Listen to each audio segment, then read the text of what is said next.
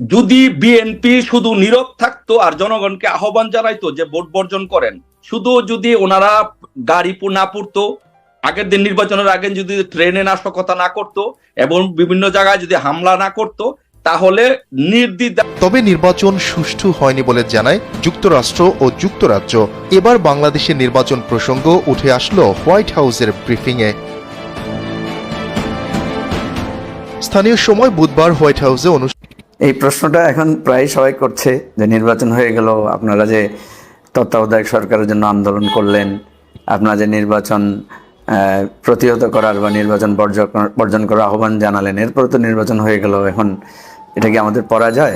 আসসালামু আলাইকুম, আমি আপনাদের কাছে দেখাবো দ্বাদশ নির্বাচন নিয়ে হঠাৎ কি বললেন যুক্তরাষ্ট্র ও যুক্তরাজ্য, যা আপনারা জানলে অবাক হয়ে যাবেন। আর এইদিকে নির্বাচনকে কেন্দ্র করে টকশোতে কি বললেন আওয়ামী লীগ নেতা। তো আজকের ভিডিওগুলো অত্যন্ত গুরুত্বপূর্ণ, আমি আশা করবো যে আপনারা এই সকল ভিডিওটি দেখবেন, আর এই সকল ভিডিওটি দেখলেই বিস্তারিত জানতে পারবেন। আর এই ভিডিওগুলো দেখানোর আগে আপনাদের কাছে আমার ছোট্ট একটি রিকোয়েস্ট, আপনারা যদি আমার চ্যানেলে নতুন হয়ে থাকেন তাহলে নিত্য নতুন আপডেট নিউজ সবার আগে পেতে আমার এই চ্যানেলটি সাবস্ক্রাইব করে আমার সাথেই থাকুন। আর এখন চলুন কথা না বাড়িয়ে আমরা এক এক করে ভিডিওগুলো দেখে আসি। যদি বিএনপি শুধু নীরব থাকতো আর জনগণকে আহ্বান জানাইতো যে ভোট বর্জন করেন, শুধু যদি ওনারা গাড়ি না পুড়তো, আগের দিন নির্বাচনের আগে যদি ট্রেনে নাশকতা না করতো এবং বিভিন্ন জায়গায় যদি হামলা না করতো, তাহলে নির্দ্বিধায় 70 থেকে 80% ভোটই নির্বাচনে পড়তো। বাংলাদেশের ইতিহাসে স্মরণকালের সবচেয়ে বেশি ভোট পড়তো এই নির্বাচনে। আপনারা যদি এই নাশকতাগুলো যদি নাশকতা না করতো, কিন্তু না, এই অবস্থাতে যে নির্বাচন হয়েছে সেটি ইতিহাসের সর্বশ্রেষ্ঠ নির্বাচন হয়েছে বলে প্রধানমন্ত্রী বলেছে। আপনি কি একমত? এই সরকার টিকবে কি টিকবে না, বা এই সরকার বৈধ কি অবৈধ? আচ্ছা বলেন তো, যে সরকার নির্বাচন হয়েছে, এটা কি সংবিধানের বাহিরে নির্বাচন হয়েছে? গেজেট প্রকাশ করা হয়েছে সংসদের সদস্যদের, সংবিধানের কোন আইন লঙ্ঘন করে গেজেট প্রকাশ করা হয়েছে? মন্ত্রিসভা গঠন করা হয়েছে, কোন মন্ত্রিসভায় কি কোনো আইন লঙ্ঘন করে মন্ত্রিসভা গঠন করা হয়েছে? কোনো কিছুই তো হয় নাই। সবকিছু কোনো আইনের ব্যত্যয়, ন্যূনতম কোনো পরিমাণ আইনের ব্যত্যয় হয় নাই। সকল আইন কানুন মেনে সাংবিধানিকভাবে এই নির্বাচন হয়েছে এবং মন্ত্রী পরিষদ গঠিত হয়েছে। এখন আপনি আসেন যে আমার ভাই যে কথাটি বলেছেন বা আলোচনার যে মূল বিষয় আপনারা উত্থাপন করার চেষ্টা করেছেন, যে এই সরকার টিকবে কিনা, পশ্চিমারা কি বলছে, ইউএস কি বলছে, ইউকে কি বলছে, বা জাতিসংঘ কি বলছে, এই প্রশ্নগুলো উত্থাপিত হয়েছে।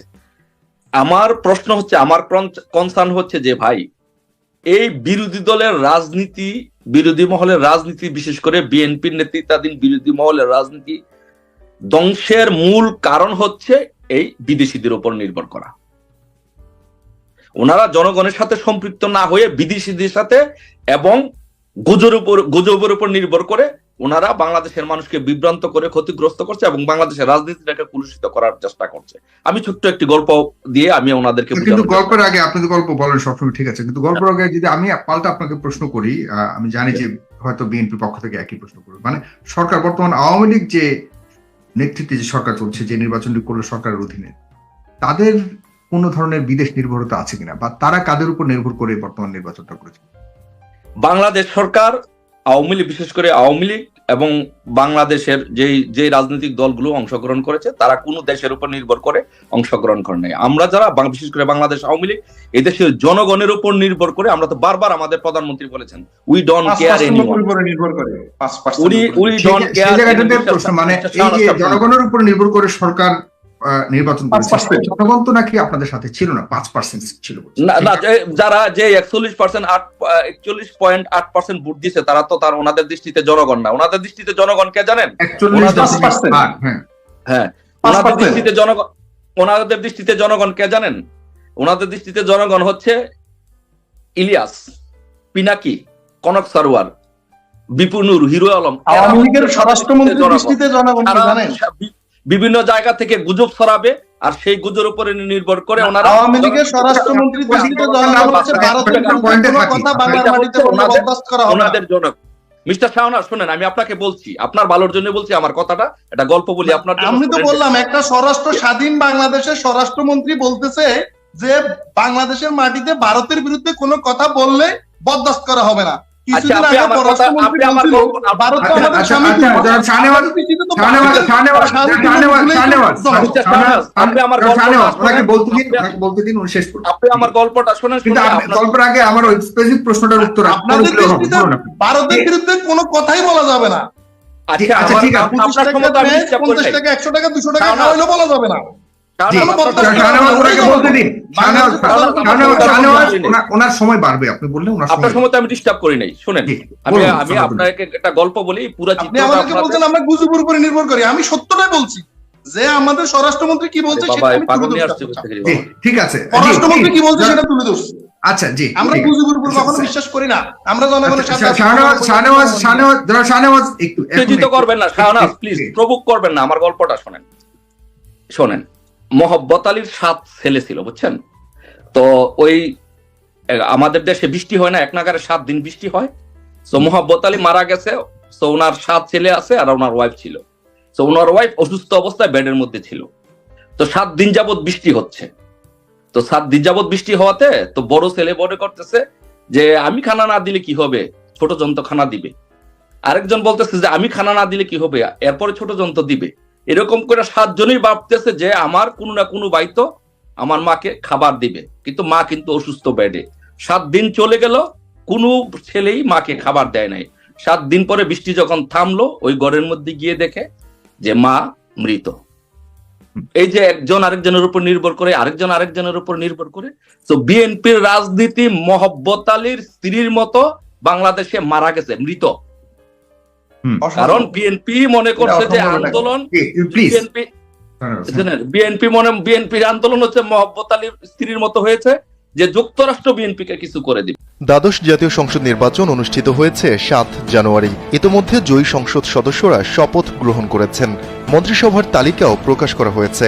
বাংলাদেশের এই নির্বাচন নিয়ে ভারত, চীন, রাশিয়া সহ বেশ কয়েকটি দেশ ইতোমধ্যে প্রধানমন্ত্রী শেখ হাসিনাকে শুভেচ্ছা জানিয়েছেন। তবে নির্বাচন সুষ্ঠু হয়নি বলে জানায় যুক্তরাষ্ট্র ও যুক্তরাজ্য। এবার বাংলাদেশের নির্বাচন প্রসঙ্গ উঠে আসলো হোয়াইট হাউসের ব্রিফিংয়ে। স্থানীয় সময় বুধবার হোয়াইট হাউসে অনুষ্ঠিত এক ব্রিফিংয়ে বাংলাদেশে সদ্য সমাপ্ত নির্বাচনকে একতরফা উল্লেখ করে বিরোধী দলের ওপর সরকারের অব্যাহত দমন নীতির অভিযোগ প্রসঙ্গে যুক্তরাষ্ট্রের অবস্থান জানাতে প্রশ্ন করা হয় দেশটির জাতীয় নিরাপত্তা কাউন্সিলের স্ট্র্যাটেজিক কমিউনিকেশনের সমন্বয়ক অ্যাডমিরাল জন কির্বিকে। সেলফিন অ্যাপে দেশ বিদেশের যে কোনো জায়গা থেকে অ্যাকাউন্ট খুলতে পারবেন কোনো ঝামেলা ছাড়াই। সেলফিন, আগামীর ব্যাংকিং। এমন প্রশ্নের জবাবে জন কির্বি বলেন, বাংলাদেশের জনগণের গণতান্ত্রিক চর্চা, আগ্রহ ও তা পূরণের প্রতি যুক্তরাষ্ট্রের সহায়ক অবস্থানের কোনো পরিবর্তন হয়নি। গণতান্ত্রিক চর্চা ও ধারা সমুন্নত রাখতে বিশ্বব্যাপী প্রয়োজনীয় পদক্ষেপ ও ব্যবস্থা নেওয়ার প্রচেষ্টা যুক্তরাষ্ট্র অব্যাহত রেখেছে। সেই সঙ্গে মুক্ত এবং গতিশীল গণতন্ত্র নিশ্চিতে সংশ্লিষ্ট প্রতিষ্ঠানগুলোকে সব ধরনের সহায়তা দিয়ে যাচ্ছে ওয়াশিংটন। হোয়াইট হাউস সংবাদদাতা মুশফিকুল ফজল আনসারির এক প্রশ্নের জবাবে কির্বি বলেন, ওয়াশিংটন এখনও বিশ্বজুড়ে সক্রিয় এবং গতিশীল গণতন্ত্রের প্রাতিষ্ঠানিকতাকে সমর্থন করছে। বাংলাদেশের জনগণের আকাঙ্ক্ষা পূরণের প্রত্যাশার জায়গায় মার্কিন প্রশাসনের অবস্থানের কোনো নড়চড় হয়নি। জানান, বাংলাদেশি জনগণের প্রত্যাশা একটি অবাধ, সুষ্ঠু, স্বচ্ছ এবং অংশগ্রহণমূলক নির্বাচন, যার প্রতি পূর্ণ সমর্থন রয়েছে যুক্তরাষ্ট্রের। এ সময় নোবেল বিজয়ী বাংলাদেশি অর্থনীতিবিদ ডক্টর মোহাম্মদ ইউনুসের কারাদণ্ড প্রসঙ্গে কির্বিকে প্রশ্ন করা হলে তিনি সরাসরি উত্তর দেননি। পরে কির্বি বলেন, তিনি এই প্রশ্ন গ্রহণ করেছেন এবং পরবর্তীতে লিখিতভাবে তার উত্তর জানাবেন।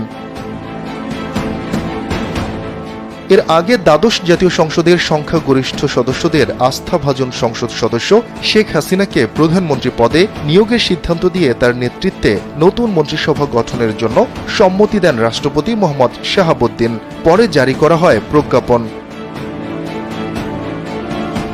প্রজ্ঞাপনে বলা হয়, বাংলাদেশের সংবিধানের 56 অনুচ্ছেদের 3 দফা অনুযায়ী নতুন মন্ত্রিসভা গঠনের সঙ্গে সঙ্গে বর্তমান মন্ত্রিসভা ভেঙে দেওয়া হয়েছে বলে গণ্য করা হবে।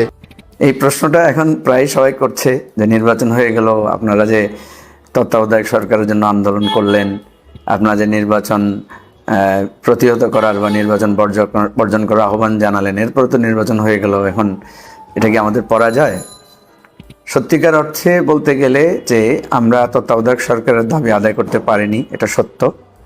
নির্বাচন যে আকারে সরকার করেছে, আমাদের এই জায়গায় আমরা খুবই সন্তুষ্ট যে আমরা নির্বাচন প্রতিহত করা নয়, বরং নির্বাচন বর্জনের ডাক দিয়েছিলাম। এবং সেই জায়গায় আমরা সন্তুষ্ট যে দেশের প্রায় 90 থেকে 95% মানুষ আমাদের আহ্বানে সাড়া দিয়েছে। এবং সরকার যে নির্বাচন করেছে এটাতে তারা নিজেরাই অত্যন্ত লজ্জিত একটা অবস্থানে পৌঁছেছে। যদিও এই লজ্জার ভাব তারা গোপন রাখার জন্য নানা ধরনের কথা বলছে, দ্রুত সংসদ সদস্যদের গেজেট প্রকাশ করা, দ্রুত মন্ত্রিসভা করা, নানা ধরনের কায়দা কানুন তারা করছে। বাস্তবতা হলো যে আমাদের আন্দোলনকে দমন করার জন্য এমন কোনো পন্থা নাই যেটা সরকার নেয় নাই। আপনারা জানেন যে আমাদের একটা দীর্ঘ আন্দোলন ছিল, অত্যন্ত শান্তিপূর্ণভাবে। আমরা যার যার জায়গা থেকে কেউ জোটবদ্ধভাবে, আমরা স্বতন্ত্রভাবে আমরা আন্দোলন করেছি। এবং ঢাকায় এবং ঢাকার বাইরে সারা দেশে যতগুলো সমাবেশ হয়েছে, যতগুলো পদযাত্রা হয়েছে, যতগুলো আমাদের গণতান্ত্রিক শান্তিপূর্ণ কর্মসূচি ছিল, সবগুলোতে মানুষ অভাবনীয়ভাবে অভূতপূর্ব সাড়া দিয়েছে। এখন 28 তারিখে আমাদের যে মহাসমাবেশ ছিল সেটা অত্যন্ত শান্তিপূর্ণ ছিল। অন্যান্য দলগুলোর আমরাও একটা গণতন্ত্র সমাবেশ আহ্বান করেছিলাম, কিন্তু সেখানে পরিকল্পিতভাবে হামলা চালিয়ে 28 তারিখে সাউন্ড গ্রেনেড, বোমা, গুলি, টিয়ার সেল, মুহুর্মুহু হাজার হাজার রাউন্ড করে সেখানে যে একটা কৃত্রিম সন্ত্রাস তৈরি করে এরপর থেকে বিরোধী দলের উপরে চরম দমন নিপীড়ন চালানো হয়েছে।